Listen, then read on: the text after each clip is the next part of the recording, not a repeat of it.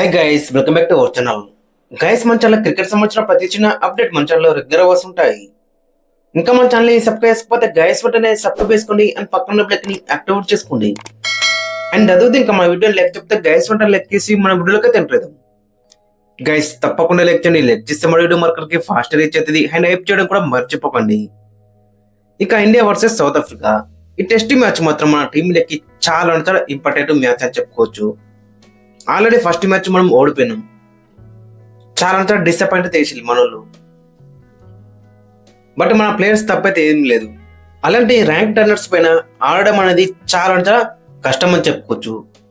మీరు అక్కడ మెయిన్గా గమనిస్తే గిట్ట డే 1 లోనే చాలా టర్న్ అయిందని చెప్పుకోవచ్చు. చాలా అన్ఈవెన్ బౌన్స్ అయితే కనబడ్డది. పోను డే 3కి వచ్చేసరికి ఇక మొత్తం అన్ప్లేయబుల్ గా కనబడ్డాయి. ముఖ్యంగా స్పిన్నర్లకు చూసుకుంటే అండ్ ఫాస్ట్ బౌలర్లు కూడా ఇనిషియల్ హెల్ప్ ఉంది. అది కూడా చాలా లో అయింది. అన్ఈవెన్ బౌన్స్ అయితే కనబడ్డది. సో ఆ విధంగా అయితే ఉంది మొత్తం అక్కడ చూసుకుంటే. కంప్లీట్ గా బౌలర్స్ కి టూ మచ్ బౌలర్స్ కి హెల్ప్ ఉందని చెప్పుకోవచ్చు.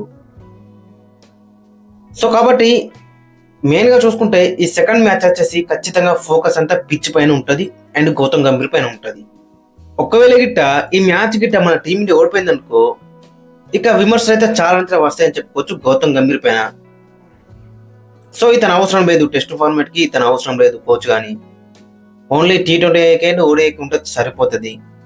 టెస్ట్ ఫార్మాట్ కి ఇంకొక కోచ్ వస్తే బెటర్ ఉంటుంది కానీ చాలా విమర్శలు అయితే వస్తాయి.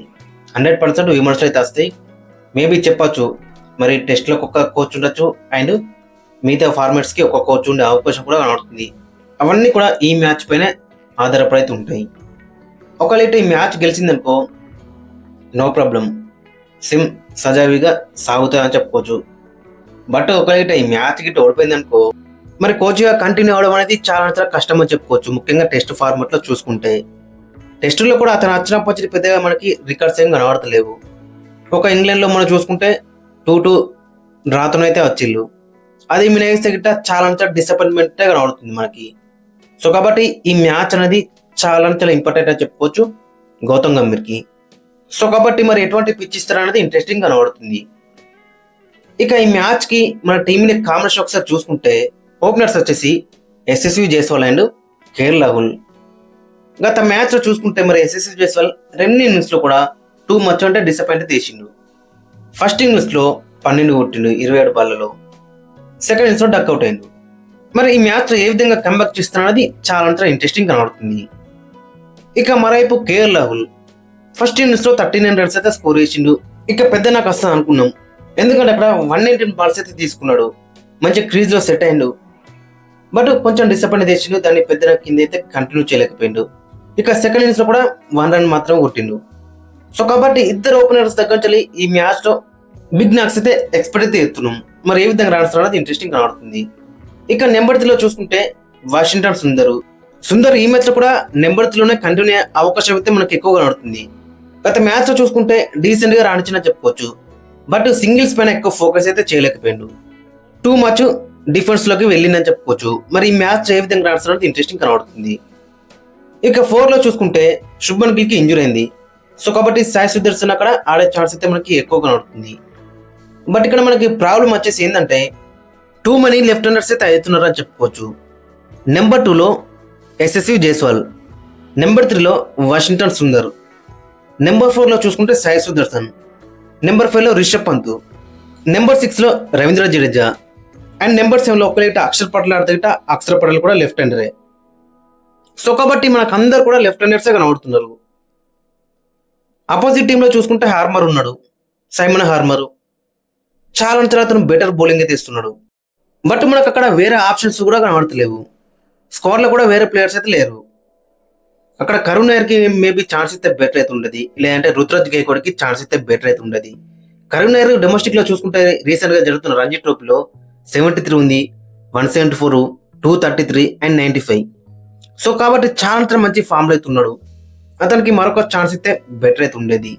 లేదనుకుంటే ఇట్ట రుతురాజ్ గైక్వాడ్ కూడా రీసెంట్ గా చూసుకుంటే చాలా మంచి ఫామ్ లో అయితే ఉన్నాడు. సో అతనికి ఛాన్స్ ఇచ్చిన బెటర్ అయితే ఉండేది. ఇక 5 లో చూసుకుంటే రిషబ్ పంత్ గత మ్యాచ్ లో మాత్రం టూ మచ్ డిసప్పాయింట్ చేసిండు అండ్ ఈ మ్యాచ్ లో కూడా కేప్టెన్ గా చేస్తున్నాడు. మరి ఏ విధంగా రాణిస్తున్నాడు అనేది చాలా ఇంట్రెస్టింగ్ కనబడుతుంది. ఖచ్చితంగా రిషబ్ పంత్ దగ్గర నుంచి ఒక బిగ్ నాకైతే ఎక్స్పెక్ట్ అయితే ఎత్తున్నాం. ఇక 6 లో చూసుకుంటే రవీంద్ర జడేజా లాస్ట్ మ్యాచ్ లో చూసుకుంటే మరి ఫస్ట్ ఇన్నింగ్స్ లో 27 రన్స్ అయితే స్కోర్ చేసిండు 45 బాల్స్ లో. పెద్దగా ఆడతారు అనుకున్నాం, బట్ దాన్ని కంటిన్యూ చేయలేకపోయిండు. అండ్ సెకండ్ ఇన్నింగ్స్ లో కూడా సెట్ అయ్యిండు. సెకండ్ ఇన్నింగ్స్ లో కూడా మంచి రన్స్ స్కోర్ చేసిండు, 18 రన్స్ అయితే స్కోర్ చేసిండు. బట్ సేమ్ బౌలర్ కి అక్కడ అవుట్ అయిందని చెప్పుకోవచ్చు. ఆర్మర్ బౌలింగ్ లోనే అవుట్ అయిండు, దట్టు ఎల్బిడబ్ల్యూ రూపంలోనే అవుట్ అయిండు. సేమ్ కైండ్ ఆఫ్ డిసిమిసల్స్ 2 ఇన్నింగ్స్ లో కనబడ్డాయి. సో దాన్ని ఏ విధంగా రెక్టిఫై చేసుకుంటారు అనేది ఇంట్రెస్టింగ్ కనబడుతుంది. బౌలింగ్ లో మాత్రం చాలా బెటర్ ఆడించిండు. ఈ మ్యాచ్ కూడా అదే కంటిన్యూ చేస్తే బెటర్ అయితే ఉంటుంది. ఇక 7 లో చూసుకుంటే ధ్రువ్ జురెల్ కూడా గత మ్యాచ్ లో కొంచెం డిసప్పాయింట్ చేసిండు. ఫస్ట్ ఇన్నింగ్స్ లో 14 బాల్స్ లో 14 అయితే స్కోర్ చేసిండు. సో ఇతను మంచి క్యామెరా ఆడతారు అనుకున్నాం, బట్ కొంచెం డిసప్పాయింట్ చేసిండు. ఇక సెకండ్ ఇన్నింగ్స్ లో చూసుకుంటే నెంబర్ 4 లో వచ్చిండు, 13 రన్స్ మాత్రం స్కోర్ చేసిండు. మరి ఈ మ్యాచ్ లో ఏ విధంగా రాణిస్తాడు అనేది ఇంట్రెస్టింగ్ కనబడుతుంది. ఇక నెంబర్ 8 లో అక్కడ మనం చూసుకుంటే అక్షర్ పటేల్ ప్లేస్ లో నితీష్ కుమార్ రెడ్డికి ఛాన్స్ ఇచ్చే అవకాశం అయితే మనకి ఎక్కువ కనబడుతుంది. ఆల్రెడీ అక్కడ న్యూస్ కూడా వస్తున్నాయి. సో ఖచ్చితంగా సాయి సుదర్శన్ అండ్ నితీష్ కుమార్ రెడ్డి ఈ సెకండ్ మ్యాచ్ ఆడతారని, in place of Shubman Gill and Axar Patel. మెయిన్గా చూసుకుంటే మరి నితీష్ కుమార్ రెడ్డి ఏ విధంగా రాస్తున్నాడు ఇంట్రెస్టింగ్ కనబడుతుంది. With the bat and with the ball 2 department లో కూడా ఇతని దగ్గర నుంచి మంచి పర్ఫార్మెన్స్ అయితే ఎక్స్పెక్ట్ చేస్తున్నాం.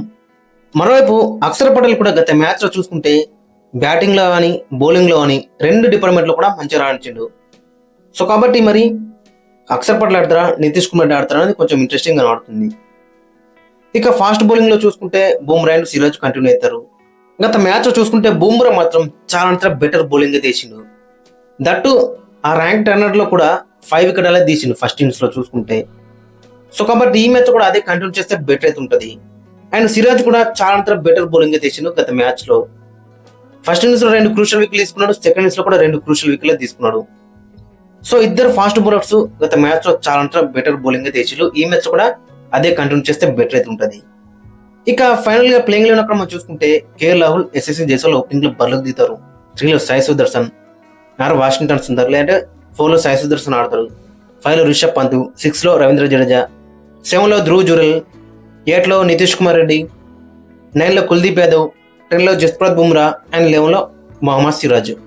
ఓవరాల్ కాంబినేషన్ మాత్రం చాలా మనకి బెటర్ గా కనబడుతుంది. బట్ మెయిన్ గా చూసుకుంటే Rishabh Pant as a wicketkeeper గా ఏ విధంగా రాణిస్తాడు అండ్ పిచ్ ఏ విధంగా ఉంటుంది అనేది చాలా ఇంట్రెస్టింగ్ కనబడుతుంది. గైస్ మరి మీ యొక్క ఒపీనియన్ అయితే కింద కామెంట్స్ అయితే మెన్షన్ చేయండి. అండ్ మీ యొక్క ప్లేయింగ్ లెవెన్ కూడా కింద కామెంట్స్ అయితే మెన్షన్ చేయండి.